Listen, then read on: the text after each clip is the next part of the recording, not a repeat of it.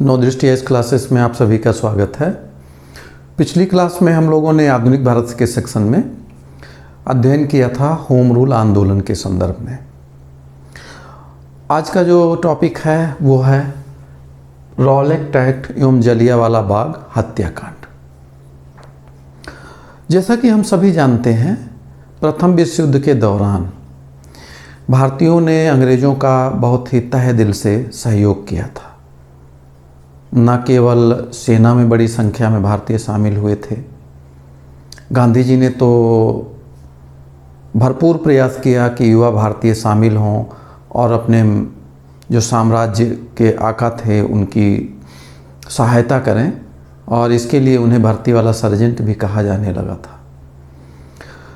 उदारवादी नेतृत्व ये देख रहा था कि हम साम्राज्य की सेवा अच्छे से करेंगे तो हमें संवैधानिक सुधारों के रूप में ब्रिटिश सरकार कुछ अच्छा रिटर्न देगी। यानी उम्मीद ये कर रहे थे कि हमारे देश का शासन और सुधरेगा, हमारी अधिकारिताएं और बढ़ेंगी, भारतीयों को कुछ कंसेशन दिया जाएगा शासन प्रशासन के मामले में। लेकिन हुआ उल्टा। इसका एक दमनकारी कानून आया रॉलेट एक्ट के नाम से, जिसे हम जानते हैं, और चूंकि इसमें तमाम मूलभूत अधिकारों का हनन किया गया था, इस नाते इसे काला कानून भी कहते हैं। ये कानून जब भारत में लाया जाने की प्रक्रिया आरंभ हुई तो बहुत उसका तीव्र गति से विरोध किया गया और सत्याग्रह सभा गठित हुई और पूरे भारत में आंदोलन चला, जिसकी जो चरम परिणति होती है वो जलियांवाला बाग हत्याकांड के रूप में सामने आती है। यानी रॉलेट एक्ट एक उत्पाद था और एक बाई प्रोडक्ट निकल पड़ा, जो परिस्थितियां ऐसी बनती गईं और बड़ा ही कहा जाए पूरे विश्व के इतिहास में एक काले अध्याय के रूप में अंकित है। और भारतीय स्वतंत्रता संग्राम में तो कहा जाए एक ऐसा डेस्टिनेशन, एक लैंडमार्क है ऐसा, जहां ये स्पष्ट हो गया था कि हम अब और औपनिवेशिक शासकों का अत्याचार बर्दाश्त नहीं करेंगे। और इस संदर्भ में अगर हम देखें तो ब्रिटिश साम्राज्य पर के कहा जाता है ताबूत पर ये अंतिम कील के रूप में कार्य करता है जलियांवाला बाग हत्याकांड। तो आइए हम लोग डिटेल में देखते हैं। पहले हम लोग अध्ययन करेंगे इस वीडियो में कि कैसे रॉलेट एक्ट की ज़रूरत पड़ी, क्यों ज़रूरत पड़ी, क्या प्रावधान थे उसके, और उसके विरोध में जो प्रक्रिया आगे बढ़ी उसकी चरम परिणति कैसे जलियांवाला बाग कांड के रूप में हुई। तो आइए सबसे पहले हम लोग देखते हैं रॉलेट एक्ट के बारे में। थोड़ा सा अगर हम पृष्ठभूमि में देखें इसके, तो प्रथम विश्व युद्ध के दौरान जो हमारे यहाँ औपनिवेशिक शासक थे उनको कुछ ज़्यादा मजबूत विधियाँ चाहिए था, ताकि वो देश के अंदर जो चल रहे स्वतंत्रता संघर्ष है और जो क्रांतिकारी उग्रवाद हमारे देश में बढ़ रहा था उससे वो प्रभावशाली ढंग से निपट सके। उन्होंने बहाना बनाया कि विश्व युद्ध के नाते इमरजेंसी प्रोविजंस लागू करने की ज़रूरत है, और उसी का इस्तेमाल करते हुए इन्होंने डिफेंस ऑफ इंडिया एक्ट या भारत रक्षा कानून या अधिनियम 1915 पारित कर लिया, जिसमें गिरफ्तारी संबंधी कहा जाए इसमें एक जो विनिधान होता है प्रिवेंटिव डिटेंशन, उसकी व्यवस्था किया गया, जिसमें अपराध करने से पूर्व या आशंका के आधार पर ही गिरफ्तारियां की जा सकती थी। जो प्रिवेंटिव डिटेंशन का कानून था डिफेंस ऑफ इंडिया एक्ट, इसमें प्रोविज़न किया गया था इसको लागू करते समय कि ये तब तक लागू रहेगा कि जब तक कि विश्व युद्ध चल रहा है, और विश्व युद्ध के समापन के पश्चात ये अधिकतम 6 महीने तक अस्तित्व में रहेगा और उसके बाद ये स्वतः समाप्त हो जाएगा। मतलब विश्व युद्ध के समापन के अधिकतम 6 महीना बाद तक ये अस्तित्व में रहता, नहीं तो स्वतः समाप्त हो जाता। 1917 तक आते आते विश्व युद्ध का अंत दिखाई देने लगा था। दूसरी ओर अगर राष्ट्रीय स्तर पर हम देखें, अंतर्राष्ट्रीय परिस्थितियों को देखें, तो क्रांतिकारी उग्रवाद भारत में बढ़ रहा था, विशेष करके गदर आंदोलन के नाम से, जिसे हम नेक्स्ट टॉपिक में पढ़ेंगे क्रांतिकारी उग्रवाद के संदर्भ में।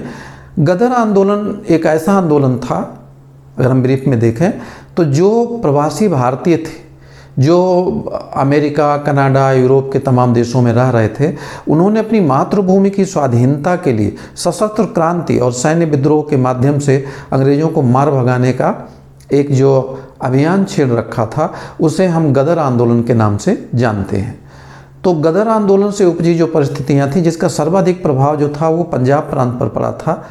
इन सब परिस्थितियों को ध्यान में रखते हुए और साथ ही अगर हम लोग देखें तो अंतर्राष्ट्रीय स्तर पर भी कुछ ऐसी परिस्थितियां पैदा हुई थीं, जिसके नाते इन्हें ऐसा लग रहा था कि हमें एक ऐसा कानून चाहिए जिससे कि हम जो क्रांतिकारी आंदोलन आगे बढ़ रहा है, जो राष्ट्रवाद बहुत प्रखर रूप से आगे बढ़ रहा है, उसको हम प्रभावशाली ढंग से कुचल दें, उसको दमित कर दें, उसे समाप्त कर दें।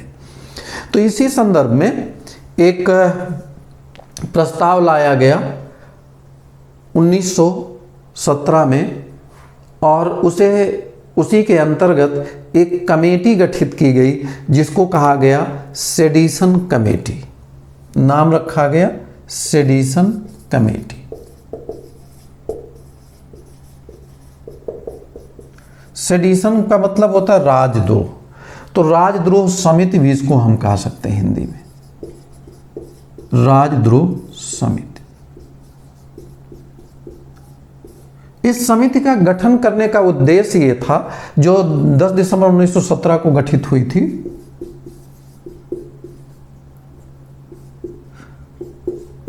इस समिति के गठन का उद्देश्य ये था कि भारत में उभरता जो क्रांतिकारी आंदोलन है उसको कैसे प्रभावशाली ढंग से दबाया जाए और इसके निपटने के लिए कौन से वैधानिक उपकरणों की व्यवस्था करने की ज़रूरत है। तो इसके लिए सेडिशन कमेटी या राजद्रोह समिति का गठन किया गया ब्रिटिश सरकार द्वारा। चूँकि इस कमेटी का जो चेयरमैन थे वो थे sir Sydney Rowlatt.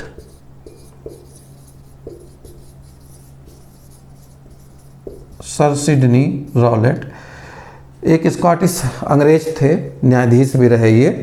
Sir Sydney Rowlatt इसके चेयरमैन थे इस समिति के, यानी सेडिशन कमेटी, और इन्हीं के नाम पर इस कमेटी का एक और नाम पड़ा रॉलेट कमेटी।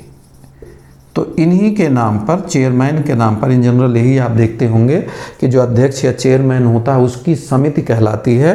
तो ये रॉलेट कमेटी कहलाई। वास्तविक नाम क्या है? Sedition committee. इसे आप मार्क करेंगे, पूछा भी जाता रहता है ये। तो इस कमेटी का गठन किया गया जिसका उद्देश्य ये था कि भारत में जो क्रांतिकारी उग्रवाद बहुत तेज़ी से बढ़ रहा है उससे कैसे प्रभावशाली ढंग से निपटा जाए और उससे जनित तो जो राजद्रोह की परिस्थितियां बन रही हैं, ब्रिटिश साम्राज्य को कैसे चैलेंज किया जा रहा है, तो ऐसे लोगों से कैसे प्रभावशाली ढंग से निपटा जाए, इसकी व्यवस्था की गई। सेडिशन का मतलब इन तमाम चीज़ों के बारे में सुझाव देना था सेडिशन कमेटी को। सेडिशन कमेटी की रिपोर्ट आई। इस कमेटी की रिपोर्ट जो पब्लिश होती है वो आती है 15 अप्रैल 1918 को। 15 अप्रैल 1918 में इस कमेटी ने अपना रिपोर्ट प्रस्तुत कर दिया और इसी के उस पर मतलब जो कमेटी के रिकमेंडेशन है, इन्हीं को ध्यान में रखते हुए एक बिल तैयार किया गया, विधेयक तैयार किया, बल्कि एक नहीं 2 विधेयक तैयार किए गए। और इन दोनों विधेयकों को जो इंपीरियल लेजिस्लेटिव काउंसिल है, जो उस समय की केंद्रीय विधानसभा थी, उसमें रखने का काम किया गया। जबकि भारतीयों ने बहुत ही प्रखर रूप से इसका विरोध किया। जो ये बिल मेन बिल था, इसमें एक बिल तो दब गया, नहीं पास हो पाया। जो दूसरा बिल जो पास हुआ, जो रॉलेट एक्ट के नाम पर आगे जाना जाएगा, उसका नाम था anarchical and revolutionary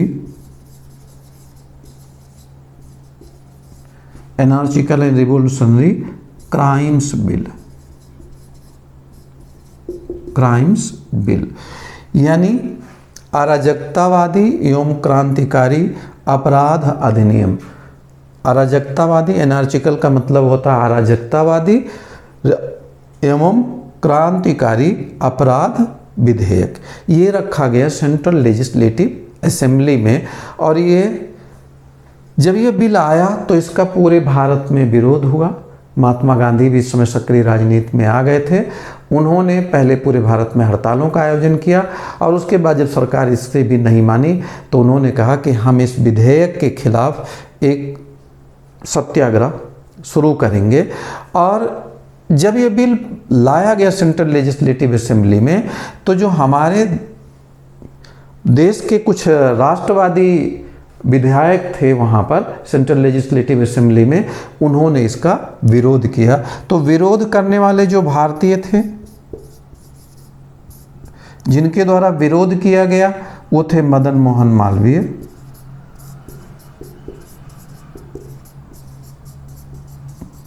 Madan Mohan Malviya ने विरोध किया, विट्ठल भाई पटेल, विट्ठल भाई पटेल, श्रीनिवास शास्त्री,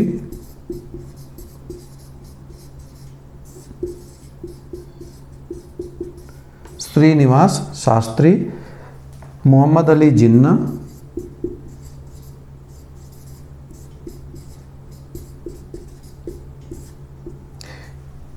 और मजहरुल हक। इन अग्रणी नेताओं ने जबरदस्त विरोध किया एनार्चिकल एंड रिवोल्यूशनरी क्राइम्स बिल का, या अराजकतावादी एवं क्रांतिकारी अपराध अधिनियम बिल का विरोध किया, इस विधेयक का विरोध किया। फिर भी ये जो बिल था ये पास हो गया। 18 मार्च को विधेयक पारित हो गया। 18 मार्च को विधेयक पारित हो गया इतने विरोध के बावजूद। यानी अंग्रेज दृढ़ निश्चय करके रखे हुए थे कि हम इस विधेयक को जरूर पास करेंगे। परिणाम ये होता है कि जब ये विधेयक लाया गया तो एक बार फिर आप जानते हैं कोई भी विधेयक जो पारित होता है विधानमंडल द्वारा वो गवर्नर जनरल के सिग्नेचर के बिना एक्ट नहीं बनेगा। एक बार फिर से महात्मा गांधी ने जब विधेयक पारित हो गया सेंट्रल लेजिस्लेटिव असेंबली या इंपीरियल लेजिस्लेटिव काउंसिल भी जिसको कहते हैं, तो महात्मा गांधी ने एक बार फिर गवर्नर जनरल या वायसराय से ये अनुरोध किया कि आप इस विधेयक पर हस्ताक्षर ना करें और एक उदाहरण प्रस्तुत करें, क्योंकि ये बड़ा ही आतताई विधेयक है जिसमें तमाम अधिकार छीने जा रहे हैं जनता के। लेकिन गवर्नर जनरल की अनुमति मिल गई और ये 21 मार्च को लागू हो गया। यानी गवर्नर जनरल की अनुमति मिल जाने के बाद 21 मार्च को ये लागू हो गया। और ये बिल जब पारित हो गया तो विधेयक पारित होने के बाद आप जानते हैं अधिनियम बन जाता है। तो अधिनियम कहलाया, यानी anarchical and revolutionary crimes bill जब पारित हो गया तो ये बिल आप जानते हैं एक्ट में कन्वर्ट हो जाता है, अधिनियम में बदल जाता है। और ये यही अधिनियम कहलाया रॉलेट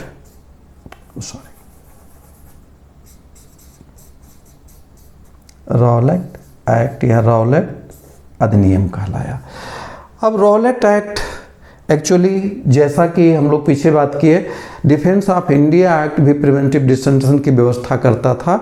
ये भी एक ऐसा कानून था जिसमें प्रिवेंटिव डिटेंशन की व्यवस्था थी। अब आइए हम लोग देखते हैं कि प्रिवेंटिव डिटेंशन क्या है। निवारक निरोध, निवारक निरोध या प्रिवेंटिव डिटेंशन।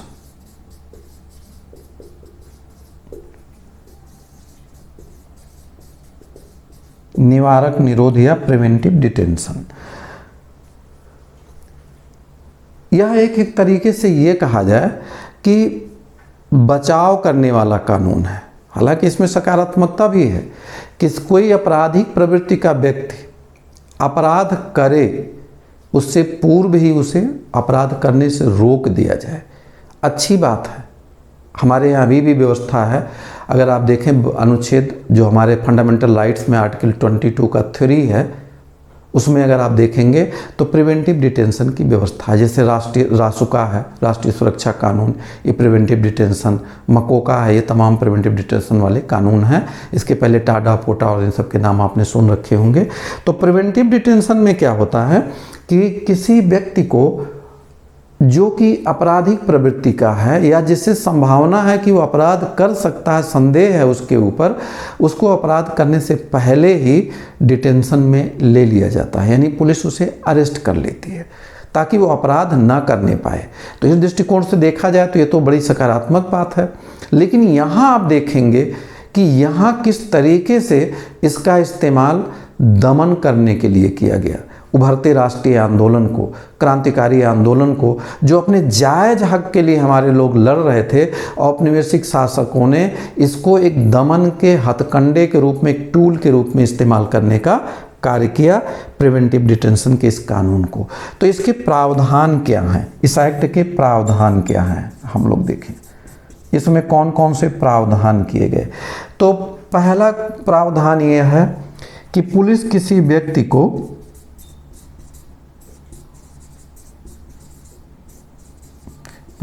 व्यक्ति को संदेह के आधार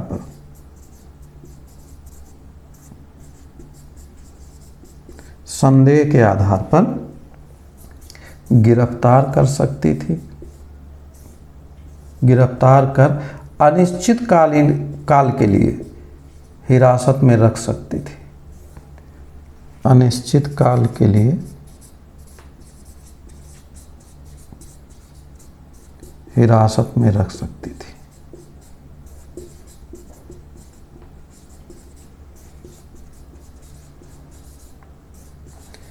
अब प्राण एवं दैहिक स्वतंत्रता के अधिकार का आप देख रहे हैं किस प्रकार से उल्लंघन है। तो अनिश्चित काल तक ये, यानी इनडिफिनिट डिटेंशन भी जिसे हम कहते हैं, क्या कहेंगे, इनडिफिनिट डिटेंशन के लिए रखा जा सकता था। दूसरी महत्वपूर्ण बात थी, आप जानते होंगे एक अधिकार है जिसको हम कहते हैं बंदी प्रत्यक्षीकरण, बंदी प्रत्यक्षीकरण, बंदी प्रत्यक्षीकरण जिसको हम कहते हैं हैबियस कॉर्पस। आपने संविधान में पढ़ा होगा, हमारे संविधान के आर्टिकल 32 में जहां मौलिक अधिकारों के रक्षण के लिए, संरक्षण के लिए हमारी सुप्रीम कोर्ट 5 प्रकार की रिट जारी करती है, प्रलेख जारी करती है। उसमें से पहला प्रलेख है हैबियस कॉर्पस या बंदी प्रत्यक्षीकरण। इसमें जिस व्यक्ति को बंदी बनाया गया है, निरुद्ध किया गया है, उसको कुछ महत्वपूर्ण अधिकार मिले होते हैं। जैसे बंदी बनाते समय या निरुद्ध करते समय उसे बताया जाएगा कि आपको किस अपराध में गिरफ्तार किया, यानी किस आरोप में गिरफ्तार किया जा रहा है, यानी आपके ऊपर आरोप क्या है। दूसरी महत्वपूर्ण बात होती है कि गिरफ्तार या निरुद्ध किए गए व्यक्ति को निकटतम मजिस्ट्रेट के सामने 24 घंटे के अंदर उपस्थित किया जाएगा और व्यक्ति को अपना बचाव करने के लिए एक वकील रखने का भी अधिकार होता है, यानी एक लॉयर रख सकता है ताकि वो उसको डिफेंड कर सके। और मजिस्ट्रेट के सामने वो अपनी दलीलें रख सकता है बचाव में कि जो पुलिस ने उस पर आरोप लगाए हैं वो आरोप निराधार हैं। आप देखते होंगे कि मजिस्ट्रेट के सामने जब अभियुक्त को प्रस्तुत किया जाता है तो उसका परीक्षण करता है मजिस्ट्रेट और देखता है, पुलिस से पूछता है कि आपके पास कौन से ऐसे सबूत हैं जिसके आधार पर आपने ये आरोप लगाए हैं। अगर वो आरोप उपयुक्त नहीं पाए जाते हैं, मजिस्ट्रेट उससे सेटिस्फाई नहीं होता है, तो उस निरुद्ध किए गए व्यक्ति को वो छोड़ने का आदेश देता है। उसमें व्यक्ति अपने को डिफेंड भी करता है कि नहीं, जिस आरोप को लगाया गया इन हमारे पास ये प्रूफ है, हमारे पास ये गवाह हैं, जिसके नाते वो आरोप सिद्ध नहीं होते।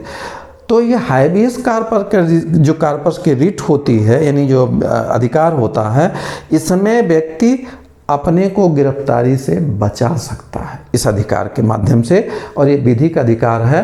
ये ध्यान देने वाली बात है, डिफेंस ऑफ इंडिया एक्ट में भी ये अधिकार हमसे नहीं छीना गया था, यानी डिफेंस ऑफ इंडिया एक्ट से एक कदम आगे बढ़ गया, यानी ज़्यादा क्रूर है। कौन सा अधिनियम? रॉलेट एक्ट ने जो प्रावधान किए हैं, तो ये मार्क करने वाली बात है कि इसमें हैबियस कॉर्पस का अधिकार भी छीन लिया गया। इसी नाते इसकी आलोचना करते हुए इसे कहा गया कि बिना वकील,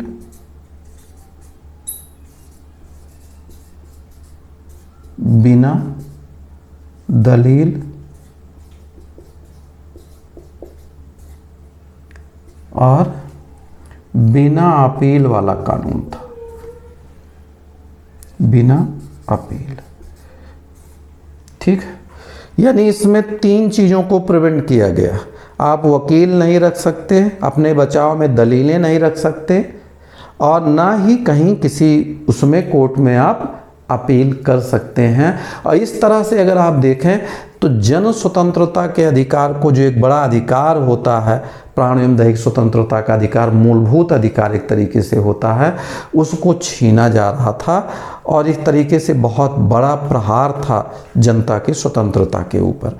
अगला जो महत्वपूर्ण प्रावधान था वो ये था कि बिना वारंट के तलाशी और गिरफ्तारी करने की पुलिस को असीमित असाधारण शक्ति दे दिए गए। बिना वारंट के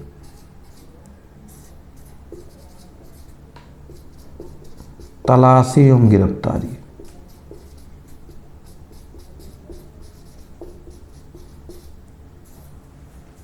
गिरफ्तारी, का पुलिस को असाधारण शक्ति।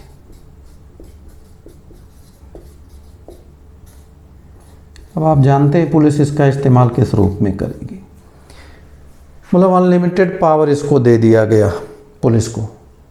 तो आप समझ सकते हैं कितनी दमनकारी पुलिस बनी होगी उस समय, इस कानून का कितना दमनात्मक इस्तेमाल किया गया होगा। इसी दौरान अगर हम ध्यान दें तो जो राष्ट्रीय आंदोलन चल रहा था उसके लिए वैचारिक पृष्ठभूमि बनाने का, लोगों तक क्रांतिकारिता के विचार पहुंचाने का काम उस समय प्रेस या मीडिया कर रही थी। तो इन्होंने इस एक्ट में मीडिया पर भी प्रभावी अंकुश लगाने का काम किया। और उन्होंने एक व्यवस्था किया कि अगर प्रेस किसी ऐसी सामग्री को प्रकाशित करता है जिससे रोष या उत्तेजना फैलती है, तो न केवल उस सामग्री को छापने वाले को अरेस्ट कर लिया जाएगा बल्कि प्रेस भी जब्त हो जाएगा। तो इस पर किस पर नियंत्रण लगाया गया? प्रेस पर नियंत्रण लगाया गया। तो प्रेस पर नियंत्रण की व्यवस्था इस रूप में की गई कि अगर किसी ऐसे प्रकार की सामग्री प्रकाशित की जाती है जिससे रोष या उत्तेजना फैलेगी तो उस व्यक्ति को गिरफ्तार कर लिया जाएगा और प्रेस को सीज कर दिया जाएगा, उसकी सारी संपत्ति जब्त कर ली जाएगी। चौथा जो प्रावधान था इसमें यह था कि इसकी अवधि बताई गई 3 वर्ष, यानी ये आगे 3 वर्षों के लिए प्रभावी होगा ये कानून। हालांकि इसको बढ़ाया जा सकता था आगे चल करके। तो इस तरीके से हम लोग देखें एक बड़ा ही दमनात्मक कानून के रूप में रॉलेट एक्ट आया, जो बेसिकली क्या था? Anarchical and revolutionary crimes act of 1919। तो ये आप ध्यान दीजिएगा, मूल नाम इसका रॉलेट एक्ट का क्या है? अराजकता एवं क्रांतिकारी अपराध अधिनियम, यानी anarchical and revolutionary crimes act of 1919। ये मार्क करेंगे आप। और किसके सुझाव पर ये आया था? सेडिशन कमेटी के, जिसे रॉलेट कमेटी भी कहते हैं। और जो ये एक्ट है उसे हम क्या कहते हैं? Rowlatt act. यहाँ पर आपको ध्यान देना है, काला कानून कहा गया। इसी नाते काला कानून कहा गया। क्यों काला कानून कहा गया? क्योंकि तमाम जो जनता के अधिकार थे उन्हें क्या कर रहा था? ये स्नैच कर रहा था, छीन रहा था, वंचित कर रहा था लोगों को।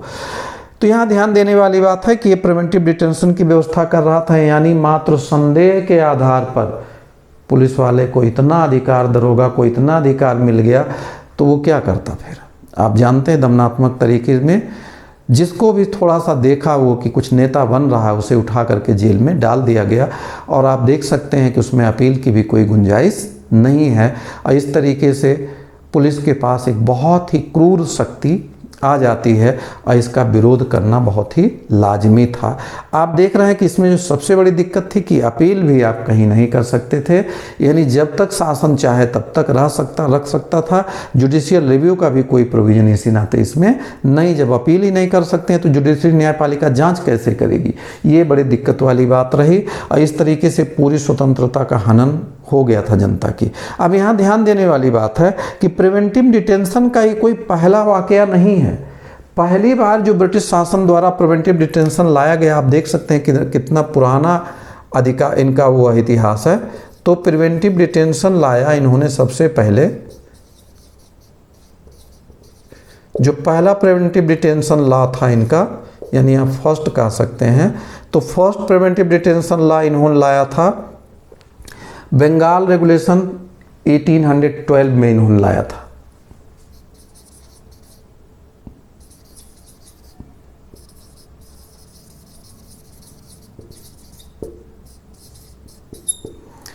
तो बंगाल रेगुलेशन 1812 जो था ये पहला प्रिवेंटिव डिटेंशन कानून था, यानी पहला निवारक निरोध कानून था। ये मार्क करिएगा, इंपॉर्टेंट है ये भी। तो भारत में यहाँ से इस दमनात्मक कानूनों की परंपरा चली आ रही है। अब इसका, जैसा हमने कहा कि इसका विरोध बहुत ही स्वाभाविक था, क्योंकि ये व्यापक पैमाने पर जन अधिकारों का उल्लंघन कर रहा था, दमन कर रहा था ये। और इस नाते महात्मा गांधी ने एक सत्याग्रह सभा की स्थापना की घोषणा किया। पूरे देश के जितने भी जो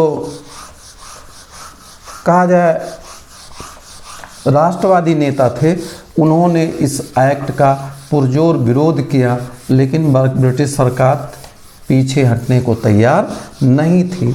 परिणाम ये निकला, महात्मा गांधी जो एक नए उपकरणों को लेकर के आए थे, राजनीतिक परिदृश्य में नया नया ही प्रवेश हुआ था गांधी जी का, और उन्होंने, आप जानते हैं, सत्य, अहिंसा और सत्याग्रह के आधार पर आंदोलन की नई प्रणाली भारत में इंट्रोड्यूस किया था। आप जानते हैं महात्मा गांधी कहा करते थे कि अंग्रेजों के पास ब्रूटल पावर है, यानी क्रूर या दमन करने की शक्ति है, लेकिन हम भारतीयों के पास आत्मा की शक्ति है, पावर ऑफ सोल है, और हम उस आत्मशक्ति का इस्तेमाल करेंगे, जिसे नहीं कहते निर्वाणा या परम लक्ष्य को प्राप्त करने के लिए। तो अगर हमको निर्वाणा चाहिए, मतलब इन तमाम चीज़ों से अगर हमको मुक्ति चाहिए, इस प्रकार के दमनात्मक कानूनों से, और अंततः हमें ब्रिटिश शासन से भी मुक्ति चाहिए, तो हमें अपनी जो आत्मशक्ति है उसका इस्तेमाल करना चाहिए, यानी पावर ऑफ सोल का इस्तेमाल करना चाहिए। गांधी का दर्शन जब हम आगे पढ़ेंगे तो ये पाएंगे कि जो ये सिद्धांत था वो ये कहता है कि इसमें किसी की हिंसा नहीं होती। ब्रूटल पावर क्या करता है, यानी जो पाशविक शक्ति है वो हिंसा करता है, सामने वाले को नुकसान पहुंचाता है, और आप देखते हैं कि ये दुश्मनी को आगे बढ़ाता है, एक दूसरे के प्रति घृणा पैदा करता है। लेकिन जब हम अपने आत्मशक्ति का इस्तेमाल करते हैं तो वो कहते हैं कि दोनों तरफ विजय होती है और दोनों तरफ कल्याण होता है। तो इस नाते महात्मा गांधी ने एक नया टूल इस्तेमाल किया भारत में पहली बार, और इन्होंने एक रॉलेट सत्याग्रह आरंभ करने का घोषणा किया। जब बिल प्रस्तावित हुआ था तभी इन्होंने कहा था कि हम इसका पुरजोर विरोध करेंगे, और इन्होंने फिर शुरू किया रॉलेट सत्याग्रह। तो इन्होंने एक सत्याग्रह की घोषणा किया जिसके रॉलेट सत्याग्रह नाम दिया गया, और इसके लिए इन्होंने एक सभा की स्थापना किया जिसको कहते हैं सत्याग्रह सभा। सत्याग्रह सभा। तो सुव्यवस्थित ढंग से आंदोलन चलाने के लिए इन्होंने ये इसकी स्थापना की। सत्याग्रह सभा की स्थापना इन्होंने किया था 24 फरवरी 1919 को, 24 फरवरी 1919 को मुंबई, जो पहले बॉम्बे हुआ करता था, तो मुंबई में सत्याग्रह सभा की स्थापना हुई, जहां पर जो कार्यकर्ता थे, सत्याग्रही थे, उनको बेसिक ट्रेनिंग भी दी जाती थी और कैसे चलाना है उसकी योजना, और उसको उस सत्याग्रही को शपथ भी दिलाया जाता था कि आप कोई हिंसात्मक कार्यवाही नहीं करेंगे और हिंसा में भाग नहीं लेंगे, अहिंसात्मक तरीके से पूरा आंदोलन चलाएंगे। तो मूलतः सत्याग्रह सभा की स्थापना जो की गई वो रॉलेट एक्ट के विरोध के लिए किया गया और इस विरोध में देशव्यापी हड़ताल करने का गांधी जी ने आह्वान किया। जब 21 मार्च को ये लागू हो गया तो गांधी जी ने डिक्लेयर किया कि हम इसका विरोध अखिल भारतीय स्तर पर करेंगे और इन्होंने देशव्यापी हड़ताल का आह्वान किया। गांधी जी ने देशव्यापी हड़ताल का आह्वान।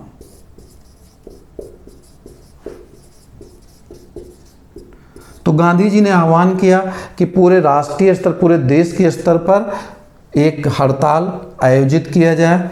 पहले इसकी डेट रखी गई थी 30 मार्च को। पहले 30 मार्च की तारीख तय की गई थी, किंतु लग रहा था जल्दी हो जाएगा, तैयारी की कुछ ज़रूरत थी, तो इन्होंने फिर बदल करके इसे क्या कर दिया, 6 अप्रैल की तिथि कर दी गई। तो जो परिवर्तित तिथि थी वो क्या थी, 30 मार्च से बदल करके 6 अप्रैल की तिथि कर दी गई। आप जानते हैं कि संचार के माध्यम इतने प्रभावशाली उस समय नहीं थे और इसका परिणाम ये होता है कि पूरे देश में ये वाली खबर तो फैल गई कि 30 मार्च को पूरे भारत में हड़ताल होना है, लेकिन जब ये बदलाव किया गया, नई तारीख 6 अप्रैल की तय की गई, तो इस बदलाव के बारे में लोगों को जानकारी नहीं थी। परिणाम ये होता है कि कई जगहों पर, दिल्ली, अमृतसर, कलकत्ता, तमाम जगहों पर, लाहौर, इन सब जगहों पर 30 मार्च को ही हो जाता है क्योंकि वहाँ सूचना नहीं पहुँच पाई। तो 30 मार्च को हड़ताल हो गया कई जगहों पर।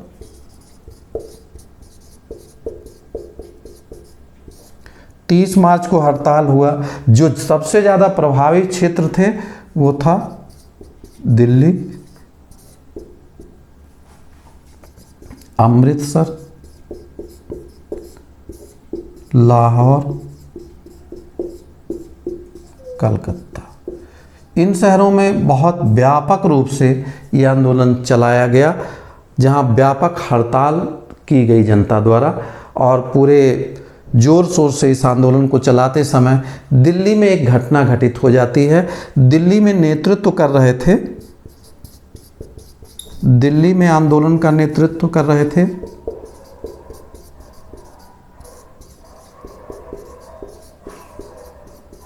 आप जानते होंगे आर्य समाज जी थे स्वामी श्रद्धानंद, गुरुकुल कांगड़ी के संस्थापक।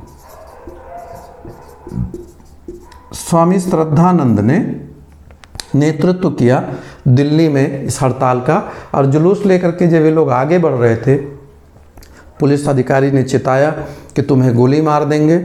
स्वामी जी ने अपना छाती उनके सामने खड़ा कर दिया, खोल दिया कि दम है तो गोली मारो। फिर पुलिस वाले वहाँ तो अरेस्टेंट करते हैं, लेकिन कुछ देर बाद जब ये भीड़ और ज़्यादा बढ़ने लगी, थोड़ी भीड़ में उग्रता आई, तो दिल्ली में गोली चल जाती है और इसमें 5 लोग मारे जाते हैं। तो दिल्ली में जो घटना घटी, 5 लोग पुलिस की गोली से मारे गए।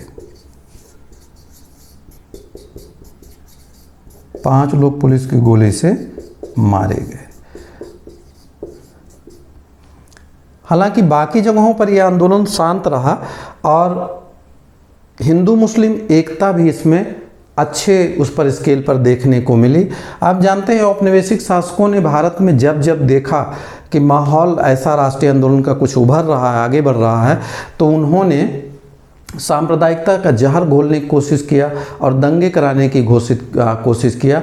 लेकिन इस समय हिंदू मुस्लिम सिख सभी कंधे से कंधा मिला करके रॉलेट एक्ट के विरोध में संघर्ष कर रहे थे। कोई दंगा फसाद नहीं हुआ। पुलिस के गोलीकांड में 5 लोग मारे गए थे दिल्ली में। इसके बाद 6 अप्रैल को, जो कि असली तिथि थी, 6 अप्रैल को फिर से हड़ताल आयोजित किए गए और इस बार पंजाब में ज़्यादा प्रभावी रहा, खास करके लाहौर, अमृतसर, जालंधर, जो पंजाब के महत्वपूर्ण इलाके हैं, दिल्ली, मुंबई, चूँकि आप जानते हैं गांधी जी का केंद्र मुंबई था, मुंबई में इस बार व्यापक हड़ताल आयोजित हुए। तो इन सब जगहों पर हड़ताल सफल रहे। अंग्रेज हुकूमत तिलमिला रही थी। आप देख रहे हैं कि धीरे धीरे राष्ट्रीय आंदोलन में जनता की भागीदारी बढ़ रही थी, जो औपनिवेशिक शासक को सबसे बड़े खतरे के रूप में दिखाई देता है। और इस नाते जब ये सब चल रहा था तो उन्होंने दमन के लिए पूरा कोई कोर कसर नहीं छोड़ा। जब ये सब कुछ हो रहा था तो उस समय अगर आप ध्यान दें, एनी बेसेंट, पीछे हम लोग पढ़ चुके हैं पिछली क्लास में कि उन्होंने भारत में होम रूल मूवमेंट चलाया था और ब्रिटिशर्स ने वादा किया था कि इंडिया में डोमिनियन स्टेटस हम लाएंगे। तो उनका ये कहना था कि गांधी राजनीतिक रूप से बच्चा हैं। उन्होंने एक टर्म यूज किया था, राजनीतिक बच्चा, गांधी के लिए। जो ये गांधी का आंदोलन चल रहा था उसको लेकर के गांधी जी की बड़ी हंसी उड़ाई और गांधी जी को कहा राजनीतिक बच्चा।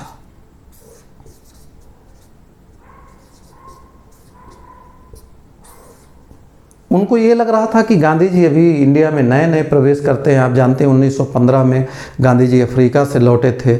उसके बाद चंपारण, अहमदाबाद, खेड़ा में छोटे स्केल पर इन्होंने आंदोलन चलाया था। पहली बार ये अखिल भारतीय स्तर पर आ रहे थे।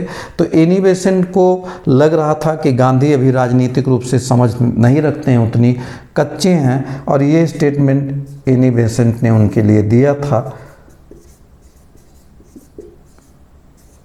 बाल गंगाधर तिलक, जो गांधी जी की राजनीतिक सोच समझ से थोड़ा कायल थे, उन्होंने एनी बेसेंट की बड़ी कड़ी आलोचना किया और उन्होंने अपने समाचार पत्र, उनका एक समाचार पत्र था केसरी, तो केसरी में इन्होंने, मराठा और केसरी दो समाचार पत्र प्रकाशित करते थे, केसरी में इन्होंने संपादकीय लिखा इसके विरोध में, एनी बेसेंट के इस कथन के विरोध में, और जिसमें उन्होंने टाइटल दिया उसका पुनर्मूसको भव। पुनर्मूसको भव, पुनर् मतलब होता पुनः, मूसको मतलब चूहा, भव मतलब बन गए। कौन पुनः चूहा बन गया? Annie Besant. Annie Besant home rule आंदोलन के दौरान एक राष्ट्रीय नेता के रूप में उभरी थी। भारतीयों की शुभ चिंतक, अंग्रेजों के सामने डटकर लड़ने वाली, तो एक राष्ट्रवादी नेता के रूप में इनकी इमेज बनी थी। लेकिन बाद में ये उदारवादी हो जाते हैं। सुरेंद्रनाथ बनर्जी, गोपाल कृष्ण गोखले की श्रेणी में आ जाती हैं और मानती हैं कि भारत में ब्रिटिश शासन बहुत अच्छा है, मतलब उनसे संघर्ष करने की कोई ज़रूरत नहीं है। और इसी नाते गांधी जी के संघर्षों का इन्होंने उनको राजनीतिक बच्चा कह करके उनकी आलोचना किया था। तो उसका जवाब तिलक ने दिया था अपने समाचार पत्र केसरी में। तिलक ने कहा कि आप फिर क्या बन गई? चूहा बन गई, यानी फिर ब्रिटिश साम्राज्य के सामने आप रिरियाना शुरू कर दी। तो ये प्रक्रिया आगे बढ़ी। अब आप देखें कि इसके बाद कैसे घटनाओं का क्रम आगे बढ़ता है।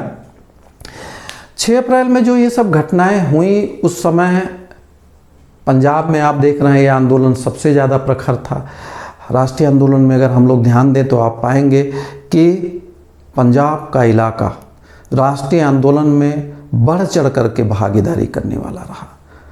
और भगत सिंह ही नहीं बल्कि उनके चाचा की बात कर रहे हैं हम लोग, अजीत सिंह, उनके पिता भी, और बहुत सारे लोग, लाला लाजपत राय, तमाम लोग ऐसे हैं जो पंजाब की धरती से राष्ट्रीय आंदोलन में खड़े हुए थे। बहुत बड़ी संख्या में आंदोलन में यहाँ से क्रांतिकारी आते हैं, राष्ट्रीय नेतृत्व करने वाले लोग आते हैं, यानी आंदोलन की, क्रांति की भूमि रही है पंजाब। तो इस आंदोलन के दौरान बहुत तेज़ी से वहाँ जब सब कुछ बढ़ रहा था, घटित हो रहा था, तो वहाँ का उस समय जो लेफ्टिनेंट गवर्नर था, एलजी जिसको कहते हैं, वहाँ का लेफ्टिनेंट गवर्नर एलजी था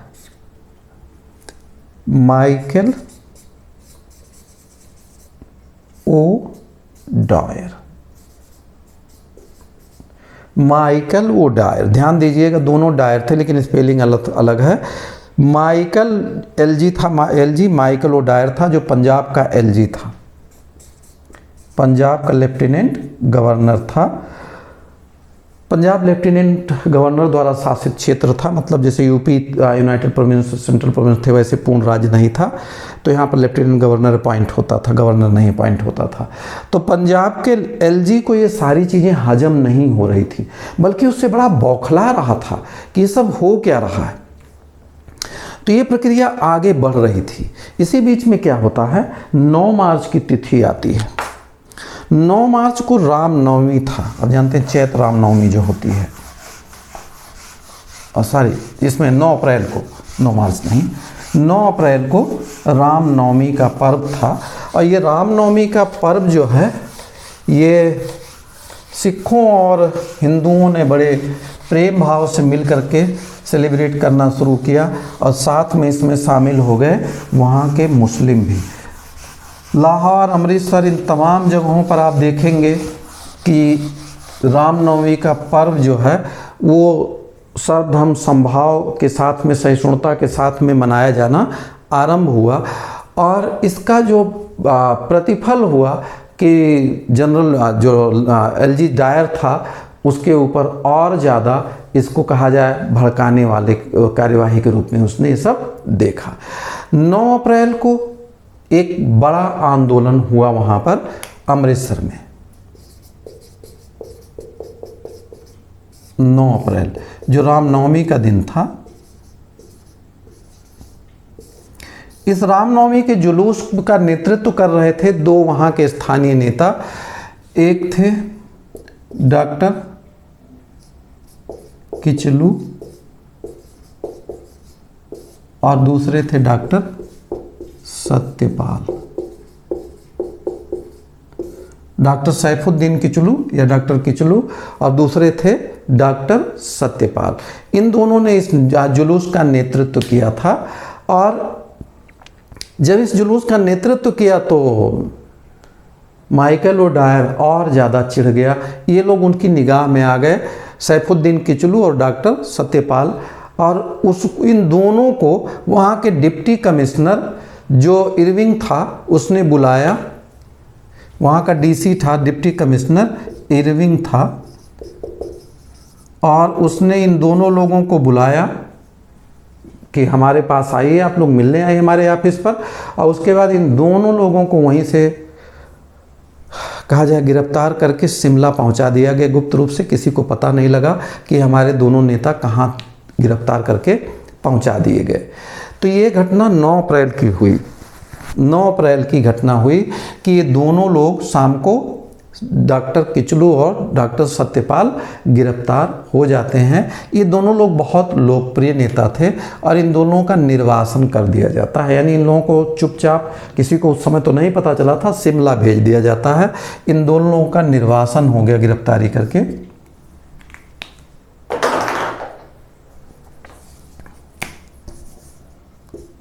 इनका निर्वासन हो जाता है, इनका निर्वासन हो जाता है।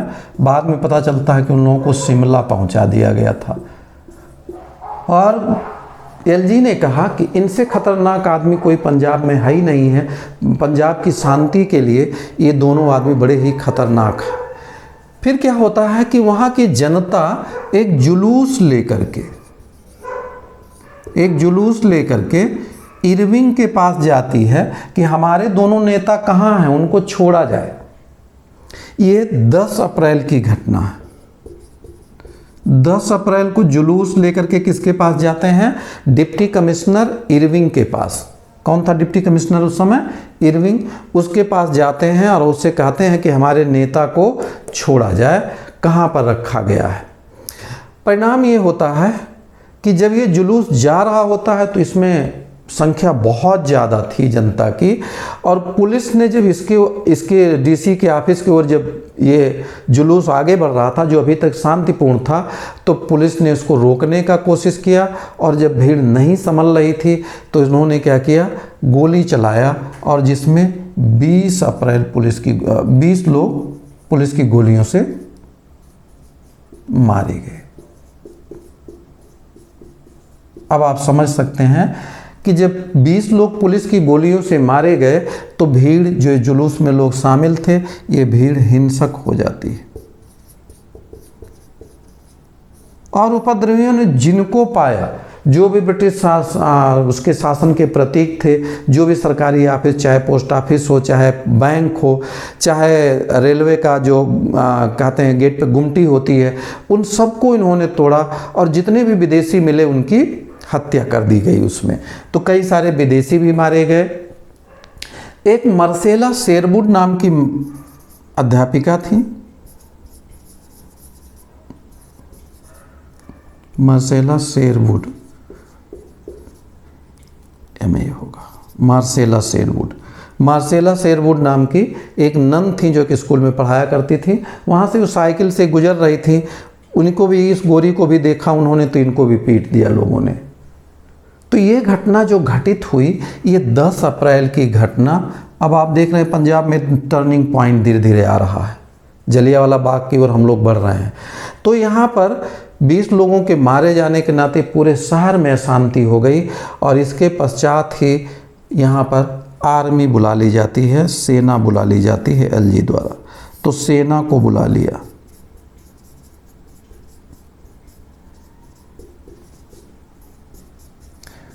लेफ्टिनेंट गवर्नर ने सेना को बुला लिया और उस समय के सेना का जो वहाँ का जो स्थानीय अधिकारी था वो था डायर, जनरल डायर। स्पेलिंग ध्यान दीजिएगा, जनरल डायर था वहाँ की सेना का अधिकारी, यानी इसी के कमान में सेना थी।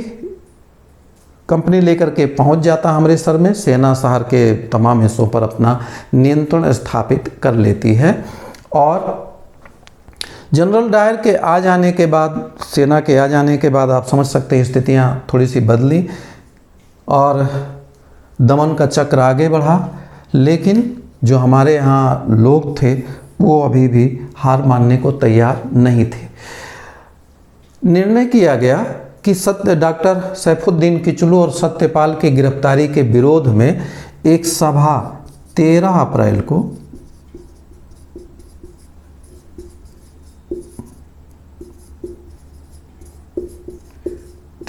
को एक सभा जलियांवाला बाग,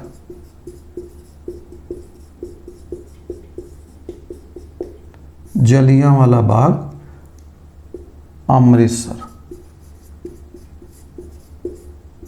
में 6:30 पर आयोजित की जाएगी। ये घोषणा की गई। वहाँ के जो स्थानीय नेता थे, सैफुद्दीन किचलू के एक करीबी थे, हंसराज नाम था, उन्होंने इस सभा के बारे में डिक्लेरेशन किया था कि हंसराज ने घोषणा किया था, जो सैफुद्दीन किचलू के सहयोगी थे, निकट सहयोगी थे। हंसराज ने घोषित किया कि हमारे दोनों लोकप्रिय नेताओं को गिरफ्तार करके पुलिस कहीं पर रख दी है, उनको छोड़ा जाए। इस गिरफ्तारी का विरोध करने के लिए, उनकी रिहाई की मांग करने के लिए 13 अप्रैल को एक सभा का आयोजन किया जाना था, शाम 6:30 बजे। 13 अप्रैल का दिन जो है, आप जानते हैं पंजाब में एक बहुत ही महत्वपूर्ण त्यौहार होता है, बैसाखी का त्यौहार। इस दिन बैसाखी का त्यौहार भी था। बहुत ही महत्वपूर्ण त्यौहार है। आसपास के गांवों के लोग बड़ी संख्या में अमृतसर आया करते थे मेला देखने के लिए। आप जानते हैं पहले तो ऐसे बाज़ारें होती नहीं थी, ऐसी व्यवस्था थी नहीं, तो मेले और बाज़ार जो हैं लोगों के बड़े आकर्षण के केंद्र होते थे और इस अवसर पर लोग, थोड़ा मनोरंजन भी हो जाता था लोगों का, शहर में जाते थे, वहाँ तमाम चीज़ें लगी होती थी। तो ये लोग बैसाखी का त्यौहार देखने के लिए आसपास के गाँव के लोग इकट्ठा होना शुरू किए और इसी समय सभा भी थी। तो चूँकि मुख्य दुकान जो बाज़ार थी उसको बंद कर दिया गया था, तमाम दुकानें बंद कर दी गई थी। 13 अप्रैल की सुबह को, अब ध्यान देना है, 13 अप्रैल की सुबह को मार्शल लॉ लागू कर दिया गया।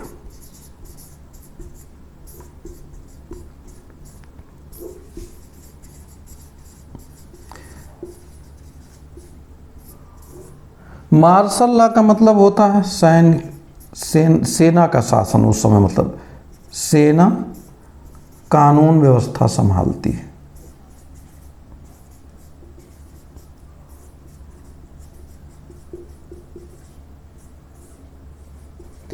यानी आप जानते हैं स्थानीय जो हमारे यहाँ अभी वो सिस्टम चला रहा है 1861 से, कि जो लॉ एंड ऑर्डर को मेंटेन करने की जिम्मेदारी होती है, तो वो इलाके छोड़ दीजिए जहाँ पुलिस कमिश्नर सिस्टम है, बाकी इलाकों में जो वहाँ का ज़िले का डीएम होता है वो और ज़िला पुलिस दोनों मिल करके लॉ एंड ऑर्डर मेंटेन करते हैं। Ultimate responsibility law and order विधि व्यवस्था बनाए रखने की ज़िले की डीएम होती है। उसके नीचे कुछ सहायक मजिस्ट्रेट भी होते हैं, जैसे डीएम के नीचे एडीएम फिर एसडीएम, ये मजिस्ट्रेट होते हैं, इनको मजिस्ट्रियल पावर होता है, दंडाधिकारी होते हैं। ये लोग पुलिस अधिकारियों के साथ मिल करके, जिसमें एसपी, एडिशनल एसपी, डीएसपी, ये सब मिल करके, और बाकी जो थाने की पुलिस होती है, ये सब मिल करके कानून व्यवस्था को संभालते हैं। लेकिन अगर ऐसी प्रतिकूल स्थिति पैदा हो जाए कि ये जो सिविल एडमिनिस्ट्रेशन जिसको हम कहते हैं, सिविल प्रशासन अगर लॉ एंड ऑर्डर को मेंटेन नहीं कर पा रहा है, अक्षम हो गया, तो उस समय सेना को कानून व्यवस्था लॉ ऑर्डर मेंटेन करने के लिए बुला लिया जाता है। और ऐसे कंडीशन को ही हम क्या कहते हैं, मार्शल लॉ, यानी सेना का शासन वहाँ लग गया। सेना का शासन इस नाते नहीं कहा जाता है, शासन तो ऊपर से आता है, ठीक है। तो इस नाते सैन्य शासन अलग चीज़ होता है, जिसमें मिलिट्री कू वगैरह करती है। यहाँ आप समझिए कि लॉ एंड ऑर्डर मेंटेन करने का उस समय बाकी सब और प्रशासनिक कार्य सेना के पास नहीं होता, सिर्फ जो अभी तक जो काम पुलिस और मजिस्ट्रियल सिस्टम कर रहा था वो काम सेना करने लगेगी। कोई सैन्य शासन जैसी व्यवस्था इसे नहीं समझना। तो मार्शल लॉ लागू कर दिया गया। कब ये लागू हुआ? आप देख रहे हैं आर्मी आ गई है पहले ही। कब आ गई है? 10 अप्रैल की घटना के बाद ही।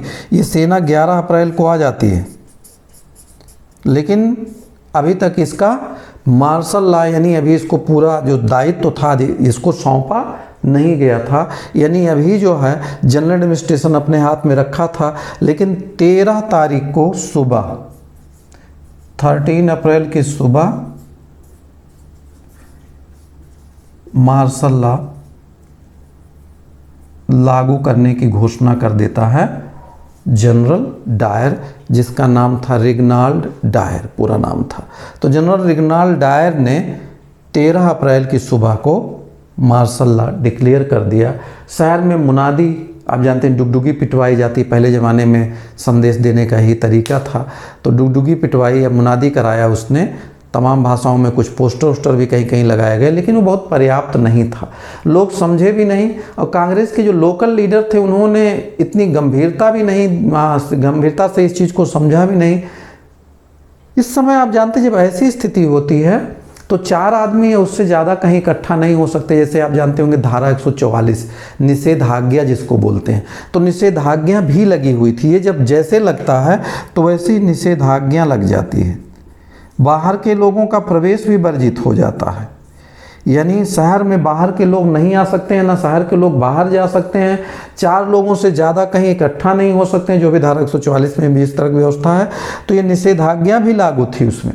लेकिन हमारे यहाँ लोग बहुत ज़्यादा मासूम थे, वो कह लीजिए कि उनकी इतनी समझ भी नहीं थी कि एक्चुअली इसका मतलब क्या होता है, इतनी गंभीरता से इन चीज़ों को नहीं लिए। और बहुत सारे लोग ऐसे थे जो जानते भी नहीं थे कि मार्शल लॉ लगा हुआ अमृतसर में। वो तो मेला देखने चल पड़े थे, बच्चों की उंगलियां पकड़कर कंधों पर बैठा करके। आप देखेंगे मरने वालों में कुछ महिलाएं और 6 महीने तक का बच्चा भी है। तो आप समझ सकते हैं कि वो 6 महीने का बच्चा तो सभा में आया नहीं होगा, राजनीतिक भाषण सुनाने के लिए तो लाया नहीं गया होगा।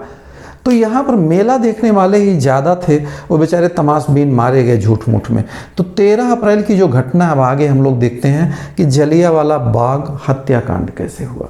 तो आपने देखा कि इसकी पृष्ठभूमि बन चुकी है, यानी जो लगातार घटनाएं घटित हो रही हैं, खास करके 10 अप्रैल वाली हिंसा, यहीं से स्थिति बड़ी तनावपूर्ण पंजाब में हो गई। पंजाब में आग लग चुका था और दूसरी तरफ वहाँ का सैन्य अधिकारी जनरल डायर और वहाँ का जो लेफ्टिनेंट गवर्नर था, जो उस प्रदेश का प्रांत का शासन संभालने के लिए जिम्मेदार था, वो भी कुछ बड़ी सबक इंडियंस को सिखाना चाह रहे थे।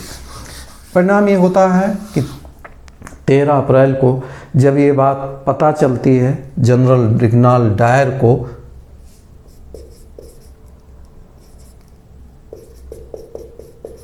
तेरह अप्रैल 1919, बड़ा ही कहें इसको दुखद तारीख है भारत के इतिहास में। आप जानते हैं क्रांति की जो देवी होती है उसकी बलि वेदिका पर प्राणों की आहुति तो चढ़ानी ही पड़ती है। भले हम गाना गा लें कितना भी, दे दी हमें आज़ादी बिना तलवार बिना ढाल साबरमती के संत, तूने कर दिया कमाल। आप थोड़ा सा निरीक्षण करिए, अवलोकन करेंगे तमाम चीज़ों का तो आपको लगेगा कि हमने बहुत बड़ी कीमत चुकाई है। ऐसे नहीं मिल गया है, किसी ने टूटी छड़ी घुमा दिया और भारत से अंग्रेज भाग चले, आज़ाद हो गया, बल्कि इसे हमने बहुत कुछ बलिदान दिया है तब पाया है। 13 अप्रैल को क्या होता है, जब ये बात, जो उस समय ब्रिगेडियर जनरल था, कौन था, रिगनाल्ड डायर। रिगनाल्ड डायर को जब ये बात पता चलती है कि लगभग 20,000 लोग कहाँ पर इकट्ठा हो चुके हैं, जलियांवाला बाग में। थोड़ा जलियांवाला बाग के बारे में भी जाने। जलियांवाला बाग बीच शहर में एक मैदान था जो 3 ओर से ऊंची ऊंची बिल्डिंगों से घिरा हुआ था। 3 ओर क्या कहिए, बल्कि चारों ओर से कह लीजिए। जो एक तरफ थोड़ा सा खुला हुआ था वो बड़ी बड़ी बिल्डिंगों, हाई राइज बिल्डिंग के बीच एक सकरा रास्ता है, बस इतना ही था। इतना सकरा रास्ता था कि वहाँ एक जीप या कार भी उसके अंदर नहीं जा सकती। अभी भी आप गूगल पर सर्च करेंगे तो आप पाएंगे एक पतली गली है, उसके अंदर वो मैदान था। 200 गुणे 200 मीटर के आसपास का उसका एरिया होगा। उसमें एक कुआं था, मतलब है अभी वो, एक कुआं और एक मकबरा। उसमें ऐसे ही 2-3 पेड़ थे, उसमें कोई ऐसी बाग नहीं थी बड़ी, बस नाम था उसका। हो सकता कभी रहा हो वहाँ पर बाग बगीचा, लेकिन उस समय 3 पेड़ हुआ करते थे। वहाँ पर एक वही मकबरा था और एक कह लीजिए आप कुआं था। ये उस प्रांगण की पूरी स्थिति थी। दिन में बहुत सारे लोग ऐसे ही गपशप करने के लिए, कुछ तो आप जानते हैं ताश खेलने वालों का शौक़ होता है, वो जा कर के वहाँ अपना टाइम पास किया करते थे। वहीं पर ये सभा हो रही थी। कुछ लोग तो ताश की गड्डियाँ वहाँ पर खेल रहे थे उस समय। जब जनरल डायर को ये बात पता चलती है दोपहर में, तो वो पूरी तैयारी करता है। 2-2:30 बजे के आसपास उसे पता लगता है कि वहाँ पर एक बड़ी भीड़ इकट्ठा हो गई। अब उसने भीड़ डिस्पर्स करने की, माप को डिस्पर्स करने की कोशिश नहीं किया। उसने ये ले लिया, आप जानते हैं कितने घमंडी थे वो लोग, औपनिवेशिक शासक, और जनरल डायर थोड़ा ज़्यादा ही घमंडी था। उसने ये सोचा कि अच्छा, इतनी धृष्टता भारतीय दिखा रहे हैं कि मार्शल लॉ लगा हुआ है, प्रोहिबिटरी ऑर्डर डिक्लेयर्ड है, हमने मुनादी करवाई पूरे शहर में, और ये लोग भाषण दे रहे हैं, वहाँ पर सभा कर रहे हैं, नारे लगा रहे हैं, तो मैं रुको बताता हूँ इनको। और फिर उसने एक जो वहाँ की सिख बटालियन थी, गोरखा राइफल्स थी और एक सिंध राइफल्स, उनके सैनिक लिए 3 अलग अलग उससे राइफल से, और आकर के पहुंच जाता है और जो सकरा सा मुंह था उसको घेर लेता है, फोर्स लगा देता है। वहाँ फोर्स अंदर प्रवेश करना चाह रही है, हालांकि उनकी जो बख्तरबंद गाड़ी थी जिस पर मशीन गन भी लगा हुआ था, दैवयोग से वो अंदर नहीं जा पाया क्योंकि रास्ता सकरा था। और उसके बाद जनरल डायर अंदर घुसता है और उसके बाद में बिना कोई चेतावनी दिए, बिना हवाई फायर किए, जो कि तरीका होता है, आप जानते हैं हालांकि ये तरीके आर्मी नहीं अपनाती है, लेकिन फिर भी चेतावनी देना ज़रूरी था। उसने कुछ नहीं किया और उसने जहाँ पर ज़्यादा भीड़ थी वहीं पर हिंट करता है कि वहाँ फायर करो। 303 राइफल्स होती हैं, आप देखते होंगे पहले पुलिस वालों को मिलती थी, अब कम ही यूज में आ रही हैं, अब तो असॉल्ट राइफलें मिल रही हैं ज़्यादा। 303 राइफल की विशेषता ये है कि उसकी मारक क्षमता, जो उसकी रेंज है वो बहुत ज़्यादा है और उसका जो कार्टिज होता है वो बहुत पावरफुल होता है। एक साथ अगर मारा जाए 3-4 लोगों को पार कर जाएगा, इतना ख़तरनाक होता है। बाकी असॉल्ट राइफलें जो एक को ही मुश्किल से मार पाती हैं, वो 3-4 को छेदती हुई निकल जाती, इतनी पावरफुल राइफल की गोलियाँ होती हैं 303 की। तो ली 303 राइफल्स थी, 303 भी जिसको बोलते हैं, 303 बोर, और उनसे गोलियां बरसाई गईं। जब भीड़ भागना शुरू की, जो एग्जिट था उधर की ओर आती है, तो उधर की ओर फायर करने को बोलता, मतलब जहां देखता कंसंट्रेशन ज़्यादा है वहां फायर करने के लिए बोलता है। वो चाह रहा था कि ज़्यादा से ज़्यादा लोग मारे जाएं। 10 मिनट तक ये सब चलता रहा। जनता जब लेटने लगी ज़मीन पर तो उसने कहा कि नीचे फायर करो। लोगों ने देखा कि लोग लेट रहे हैं गोलियों से बचने के लिए, तो कहा नीचे फायर करो। ये सारी चीज़ें देखा था एक बड़ा क्रांतिकारी शहीद ऊधम सिंह ने। शहीद ऊधम सिंह उस समय, चूँकि उस दिन बैसाखी था, आप जानते हैं सिख उस दिन प्याऊ वगैरह की व्यवस्था करते हैं, लंगर लगाते हैं, तो वो लोग उस भीड़ में लोगों को शरबत पिलाने का काम कर रहे थे। ऊधम सिंह और उनके साथी जो कि एक अनाथालय से जुड़े हुए थे, एक अनाथ बच्चा थे वो, और वो लोग भी उसी में थे। वो लोग लेट करके अपनी जान बचाए थे। और जैसा कि अभी आप देखेंगे आगे, किसी ऊधम सिंह ने माइकल ओडायर को, जो एलजी था, उसको 1940 में कैक्सटन हॉल लंदन में घुस करके गोली मारा था। तो जब ये घटना घटित हो रही थी तो लोगों ने अपने प्राण बचाने के लिए, किसी ने कुएं में छलांग लगाई, शायद वो तैरना जानता रहा हो, और जब एक ने कुएं में छलांग लगाई तो एक के बाद दूसरे कूदते गए, और बाद में 120 लाशें पाई गई इस कुएं में, 120। अब आप इमेजिन करिए, अंग्रेजों ने कहा कि लगभग 379 लोग मारे गए इस घटनाक्रम में, और 1000 घायल हुए। लेकिन जब बाद में कांग्रेस ने जांचा, ये सरकार का डाटा है, और जो इंडियन नेशनल कांग्रेस ने रिपोर्ट लगाई इस पर, जो तहकीकात कमेटी बनी थी, तो उन्होंने बताया 1000 तो कम से कम मारे गए, और लगभग इसके लगभग 1500 लोग घायल थे। हालांकि कुछ लोगों का ये अनुमान है कि संख्या इससे कहीं ज़्यादा थी, बहुत लोग लाशें उठा ले गए थे। एक्चुअली 6:30 बजे से तो ये घटना शुरू होती है, और रात में 8 बजे से कर्फ्यू भी लगा दिया गया, तो बहुत सारे लोग जो घायल थे वो भी दम तोड़ देते हैं। कुछ लोग तो बाहर सड़कों पर पाए गई, कुछ लाशें पाई गई। उन तमाम लाशों को रात में हटा दिया जाता है, गायब कर दिया जाता है। जो ग्राउंड पर मारे गए थे वो 379 थे, और 8 बजे कर्फ्यू नाफिज कर दिया जाता है। और इतना कहा दीजिए धृष्ट था, इतना दुष्टता थी इसमें, इतना नफरत था। और आप जानते हैं कहीं न कहीं अपार्थीड तो थी ही इनके मन में। हालांकि भारत में खुले रूप में अपार्थीड नहीं वो शो करते थे, लेकिन नस्लीय श्रेष्ठता और हमारे लिए घृणा उनके मन में कहीं ना कहीं थी, और कीड़े मकोड़े हमें समझते थे वो लोग। इवन इतना भी उचित नहीं समझा कि मेडिकल जो कुछ एड दिया जाए, इन लोगों को हॉस्पिटल पहुंचा दिया जाए जो लोग घायल हैं, कि ताकि उनको बचाया जा सके। ऐसा कुछ नहीं हुआ। बाद में उसने कहा कि ये काम मेरा नहीं था। जब जांच कमेटी ने पूछा कि तुमने जब गोली चलवाई थी, इतने लोग घायल थे, तो कम से कम इतना काम किया होता कि हॉस्पिटल पहुंचवा दिया होता, तो उसने कहा कि मेरा काम ये नहीं था। बहुत ही कहा जाए धृष्टता के साथ वो बोलता है। तो इस तरीके से अगर हम लोग देखें तो जलियांवाला बाग का एक नृशंस हत्याकांड घटित होता है 13 अप्रैल 1919 को, जो केवल भारत को ही नहीं बल्कि दुनिया के उन तमाम लोगों के दिल को दहला दिया जिनमें कुछ भी मानवीय संवेदना बची हुई है। सॉरी। बाद में जब हंटर कमेटी के सामने इसकी पेशी हुई तो इसने कहा, पूछा गया भाई आपने क्यों ऐसा किया, इतनी नृशंस हत्या क्यों कर डाली लोगों की? तो बोला कि ये लोग धृष्ट थे, ये लोग अनुशासन नहीं जानते थे, तो मैं इन पर एक नैतिक प्रभाव पैदा करना चाह रहा था और ये करना चाह रहा था ताकि ये लोग बाद में कभी कुछ ऐसा ना करें। अब आप समझ सकते हैं कि कैसा मॉरल इफेक्ट या नैतिक प्रभाव इसने पैदा किया, जिसमें 1000 लोग मारे गए और 1500 घायल हुए।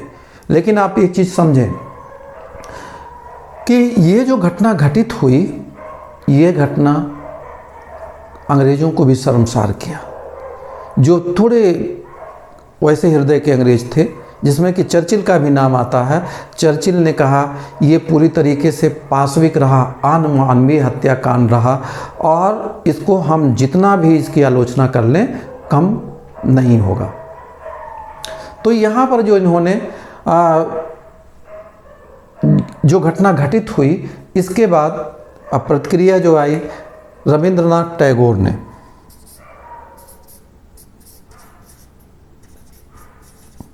रविंद्रनाथ टैगोर ने, आप जानते हैं नोबेल प्राइज भी मिल चुका था इनको लिटरेचर के लिए। इन्होंने नाइटहुड की,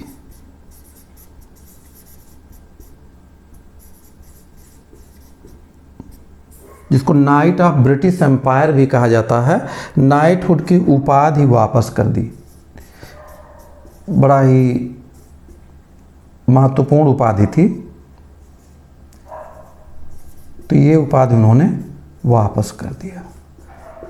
उन्होंने कहा ये उपाधियां हमें और शर्मिंदा कर रही हैं।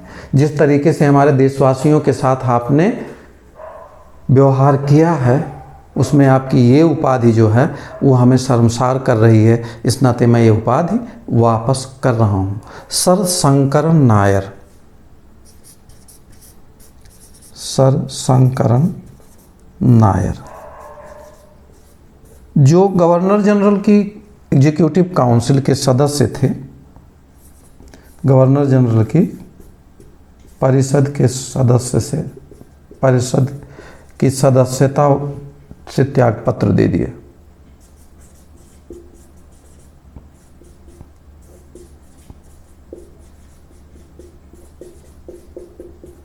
तो इन्होंने त्यागपत्र दे दिया सर शंकरन नायर ने। तो इस तरीके से देखा जाए तो कई इस पर प्रतिक्रियाएं भी आई, जैसे CF एंड्रयूज,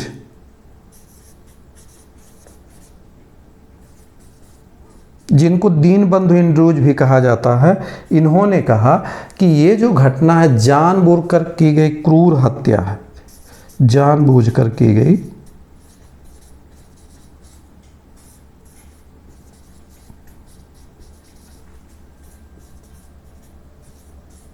क्रूर हत्या है। ये CF एंड्रयूज ने कहा था, जिन्हें दीनबंधु के नाम से जाना जाता है। ये भारतीयों के शुभचिंतक और हितैषी थे। तो इन्होंने ये बात कही थी। अब बहुत ज़्यादा जब भारत में विरोध होना शुरू हुआ, जांच की मांग की जाने लगी कि जो भी दोषी हैं जलियांवाला बाग हत्याकांड के लिए, उनको दंडित किया जाना चाहिए।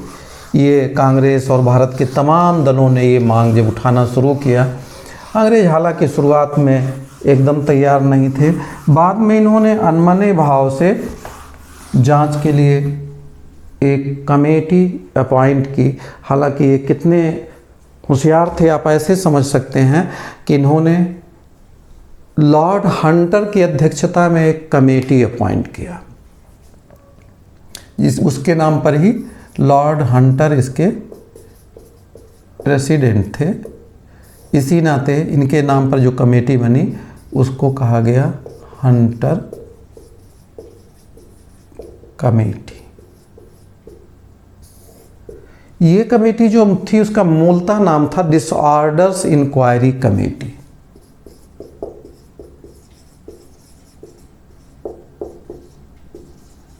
Disorders inquiry committee of 1990। कितने होशियार थे आप। डिसऑर्डर्स मतलब क्या हुआ, अव्यवस्था जांच समिति।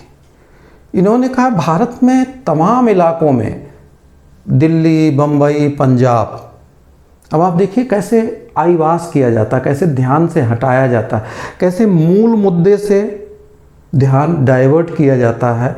तो इन्होंने क्या किया, लपेट दिया, तमाम चीज़ों को इन्होंने एक साथ मिला दिया ताकि जलियांवाला बाग हत्याकांड का जो फोकस है वो मतलब वो था वो डाइल्यूट हो जाए, इशू डाइल्यूट हो जाए। और इस तरीके से इन्होंने चालाकी करके इस डिसऑर्डर्स कमेटी में इन्होंने जो रखा वो ये कि जो इस समय मतलब इस 1919 में कहाँ पर, बम्बई बोले तो बम्बई प्रांत समझिएगा, प्रोविंस, बम्बई, दिल्ली एवं पंजाब। अब आप देखिए पंजाब को सबसे बाद में रखा गया। बम्बई, दिल्ली एवं पंजाब में जो बड़ा इस तरीके से अराजकता का वातावरण बना, बहुत ज़्यादा अव्यवस्था फैली, उसका कारण क्या था और आगे ऐसा कुछ ना हो उसका कैसे समाधान सुझाया जाए, इसके लिए हंटर कमेटी अपॉइंट की गई थी। ना कि डायरेक्टली किसको जांचने के लिए, जो जलियांवाला बाग का हत्याकांड था उसको जांचने के लिए। अब आप देखिए कैसे कर दिया इन्होंने, फैला दिया इशू को, यानी डायलूट कर दिया मेन इशू। जो जलियांवाला बाग का नृशंस हत्याकांड था उसको डायलूट कर दिया गया और एक डिसऑर्डर कमेटी बनाया, जिसमें बम्बई में क्या हलचल हुआ, दिल्ली में जो सब हुआ, दिल्ली में भी आप देख चुके हैं पीछे 5 लोग मारे गए थे। यानी जो सत्याग्रह आंदोलन चला था रॉलेट एक्ट के बाद में, उस पूरे डिस्टर्ब एरिया को इन्होंने इसमें शामिल कर लिया। पहले बम्बई दिल्ली जांच किए, फिर लास्ट में पंजाब में इंक्वायरी कमेटी पहुंचती है। जो इंक्वायरी कमेटी बनाई गई थी, इस इंक्वायरी कमेटी में देखा जाए तो कुल 9 मेंबर थे, जिसमें 3 इंडियन भी थे। तो कुल 9 सदस्य थे इसमें, कुल 9 सदस्य थे, जिसमें से 3 भारतीय थे।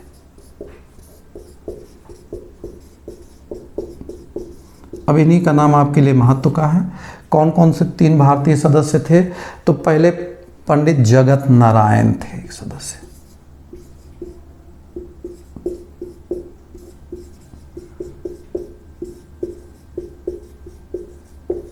पंडित जगत नारायण, पहले सदस्य पंडित जगत नारायण। दूसरे हैं सरदार साहबजादा, नाम बड़ा है, सरदार साहबजादा।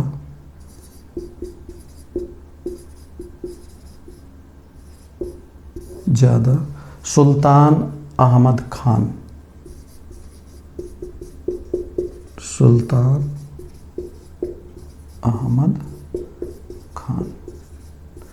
तो ये दूसरे मेंबर हो गए। तीसरे हैं सर चिमन लाल,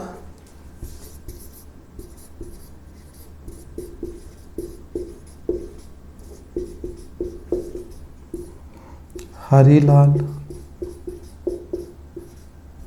सर चिमन लाल, हरीलाल।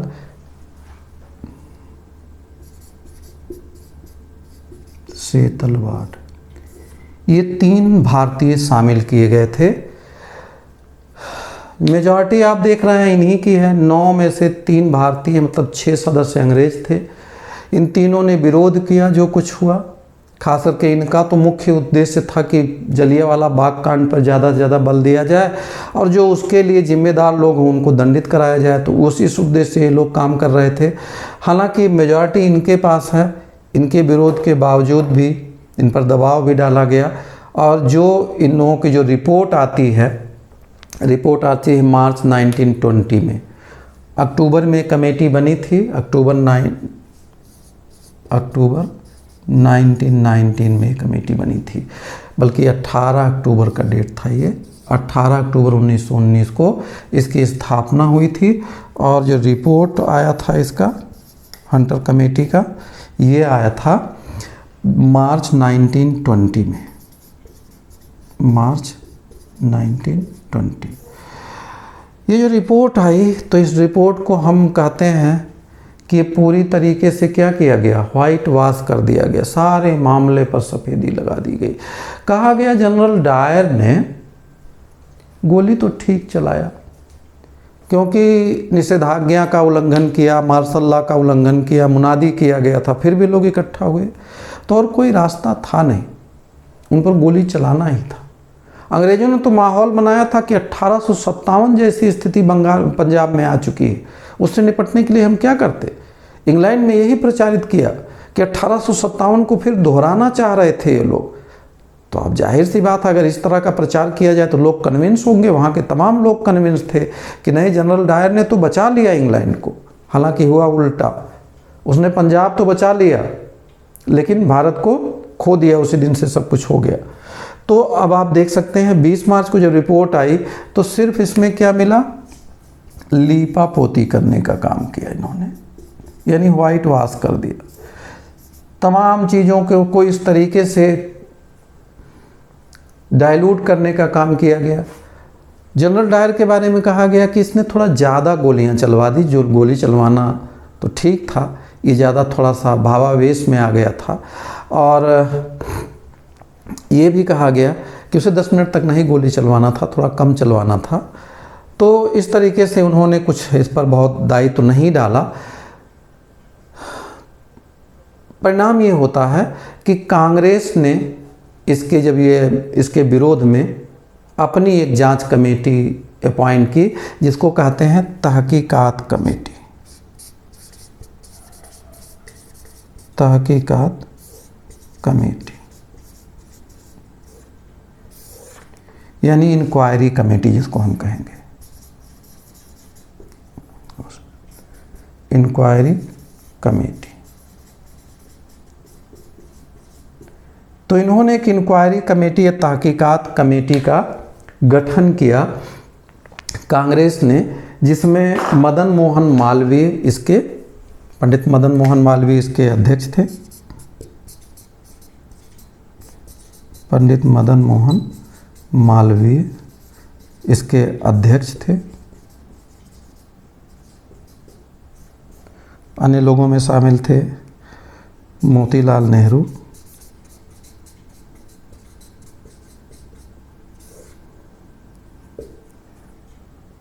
टीबी सप्रू, वकील थे, जाने माने वकील थे अपने समय के, नहीं सॉरी, टीबी सप्रू ने CR दास, बल्कि सॉरी CR दास, महात्मा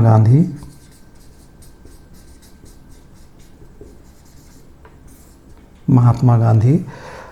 अगले थे अब्बास तैयब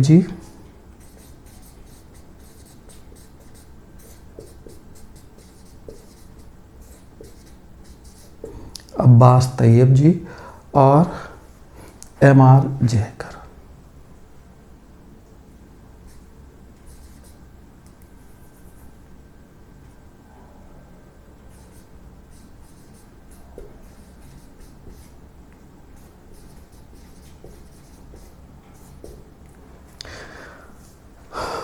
तो ये एक समिति बनी जिसमें इन लोगों को शामिल किया गया था, और इस समिति ने जो अपनी रिपोर्ट प्रस्तुत की उसमें कहा कि जनरल डायर को उपयुक्त सज़ा मिलनी चाहिए और तमाम दोषी अधिकारियों को, और साथ ही साथ जो पीड़ित हैं उनको आर्थिक सहायता भी दी जानी चाहिए। और इस तरीके से अगर हम लोग देखें तो जलियांवाला बाग हत्याकांड एक निर्णायक मोड़ सिद्ध होता है। इस जो आतंक फैलाया था इन्होंने, जो हत्या की थी नृशंस रूप से इस तरीके से, उसको देश भुला नहीं पाया, और कहते हैं यहीं से भारत के रास्ते अलग हो जाते हैं। एक इतिहासकार हैं APJ टेलर, APJ टेलर, इनका बड़ा महत्वपूर्ण स्टेटमेंट है। इन्होंने कहा था कि जलियांवाला बाग एक ऐसा निर्णायक मोड़ था जब भारतीय ब्रिटिश शासन से अलग हो गए। इनको लग गया कि नहीं, अब और नहीं, बहुत हो गया, अब हमें और इनके साथ नहीं रहना है। महात्मा गांधी ने इसकी जो रिपोर्ट थी, इसकी बड़ी कटु आलोचना की थी, हंटर कमेटी की रिपोर्ट। हाँ, एक चीज़ ध्यान देंगे, ये बोलचाल भाषा में हंटर कमीशन भी इसको कहा जाता है, लेकिन है कमेटी बेसिकली, कमीशन के रूप में फाउंडेशन इसका नहीं हुआ था, उसके प्रोविज़न थोड़े अलग होते हैं। तो हंटर कमेटी थी। हंटर कमीशन 1882 में W हंटर की अध्यक्षता में एक कमीशन बना था जो शिक्षा आयोग था बेसिकली। तो ये आप ध्यान दीजिएगा, ये कमीशन नहीं है बल्कि कमेटी है। और जो हंटर कमीशन आया था, इसी नाम से मिलजुल रहा था, भ्रम पैदा करता है। हंटर कमीशन जो रियल में कमीशन था, ये था 1882 में आया था, और इसका विषय था शिक्षा। W हंटर इसके अध्यक्ष थे। तो W हंटर की अध्यक्षता में हंटर कमीशन आया था शिक्षा के लिए, और ये है लॉर्ड हंटर की अध्यक्षता में हंटर कमेटी है जो जलियांवाला बाग कांड के लिए। गांधी जी ने कहा कि ये पन्ने दर पन्ने निर्लज्ज सरकारी लीपापोती से ज़्यादा कुछ भी नहीं है। दूसरी महत्वपूर्ण बात देखें कि जनरल डायर को 1920 में जाकर के रिटायर कर दिया गया, बर्खास्त किया गया, और बर्खास्त कर दिया गया था। जब वो इंग्लैंड लौटता है तो हाउस ऑफ लॉर्ड्स ने उसको कहा तुम तो हमारे शेर हो,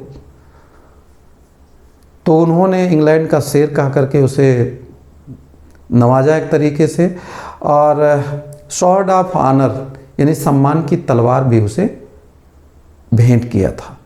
मॉर्निंग पोस्ट नाम का जो वहाँ का अखबार है उसने 26,000 पाउंड स्टर्लिंग चंदा जुटा करके उसको दिया था कि जियो मेरे लाल तुमने बहुत अच्छा किया। ठीक है, एक बड़े इतिहास लेखक हैं, अंग्रेज लेखक हैं रुडयार्ड किपलिंग ने काफ़ी ज़्यादा इसमें योगदान किया था इस चंदे की राशि में, और उन्होंने कहा था कि हमें फ़ख्र है जो कुछ जनरल डायर ने वहाँ पर किया। ये सारी चीज़ें जो ये सब घटित हो रहा है, हाँ इसके साथ एक काम और किया था इन्होंने। हंटर कमेटी से ये था कि लोग दबाव बनाएंगे कि उनको दंडित भी किया जाए अधिकारियों को। जनरल डायर का तो पीठ थपथपाया था, माइकल ओ डायर ने कहा था कि तुमने जो भी किया सब सही किया, और उसको बचाने के लिए सरकार ने एक बिल पास कर दिया था जिसको कहते हैं इंडेमनिटी बिल।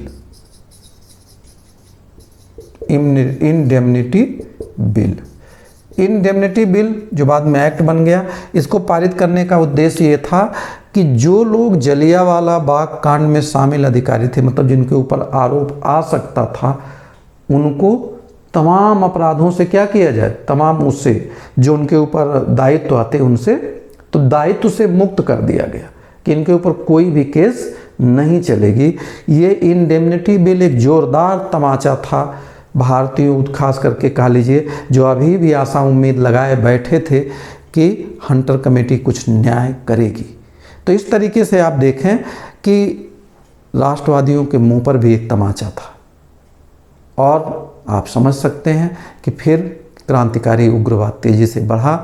इस घटनाक्रम को, घटना के बाद में वहाँ उस स्थल पर पहुँचने वालों में से एक बच्चा था जो बाद में आप जानते हैं भगत सिंह के नाम से हमारे क्रांति के इतिहास को स्वर्ण अक्षरों में लिखने का काम करेगा। दूसरा बच्चा जिसके बारे में मैंने बात किया कि एक यंग जो था 18-19 साल का लड़का, उस समय वहाँ पर शरबत बांटने का काम कर रहा था जलियांवाला बाग में जो आए हुए लोग थे, और उसने लेट करके ज़मीन पर अपने प्राण बचाए थे, और ये सारा जो विभत्स दृश्य था वो कभी भूल नहीं पाया। 21 वर्षों तक उसने इंतज़ार किया, और लेफ्टिनेंट डायर को, जो ओ डायर था, उसको जा कर के उन्होंने कैक्सटन हॉल लंदन में, जहाँ ईस्ट इंडिया एसोसिएशन और एक और संगठन का एक जॉइंट मीटिंग चल रहा था, उसमें एक मेन ओरेटर के रूप में जनरल ब्रिगेडियर जो ये था Michael O Dyer, lieutenant governor of Punjab Jallianwala Bagh कांड के समय का, वो वहाँ पर मुख्य अतिथि के रूप में उपस्थित था। और वहाँ पर जो secretary of state for India भी थे, उनका भी संबोधन हुआ था उसमें। और उसी समय पहुँचते हैं उधम सिंह लैस होकर के, और उन्होंने जैसे ही पोडियम पर ओ डायर खड़ा हुआ, इन्होंने पॉइंट ब्लैंक रेंज से उसको 4 गोलियां मारी, और जो उस समय लॉर्ड एमरी था उसको भी उन्होंने मारा, जो सेक्रेटरी ऑफ स्टेट था ना, कि वो बच गया, घायल हुआ था, एक लोग और घायल हुए थे। और उन्होंने फिर भागा नहीं, खुद गिरफ्तारी दी अपनी वहाँ पर, और उन्होंने कहा मैंने जो भी कुछ किया मुझे उस पर फ़ख्र है। अंत में उनको जुलाई 1940 में वहीं पर फांसी दे दी गई इंग्लैंड में। शहीद आजम की उपाधि मिली बाद में उनको। लेकिन आप देख रहे हैं कि ये तमाम बलिदानी लोगों ने राष्ट्र की आज़ादी में अपना लहू चढ़ाने का काम किया था। तो इस तरीके से एक महत्वपूर्ण टॉपिक, पीटी में क्वेश्चंस भी आते रहते हैं, मेंस में भी आते हैं, तो इसे आप ध्यान से देखें। और ये भी ध्यान रखें कि थोड़ा चैनल को ज़्यादा से ज़्यादा सब्सक्राइब करें, लाइक करें, शेयर करें लोगों में। धन्यवाद।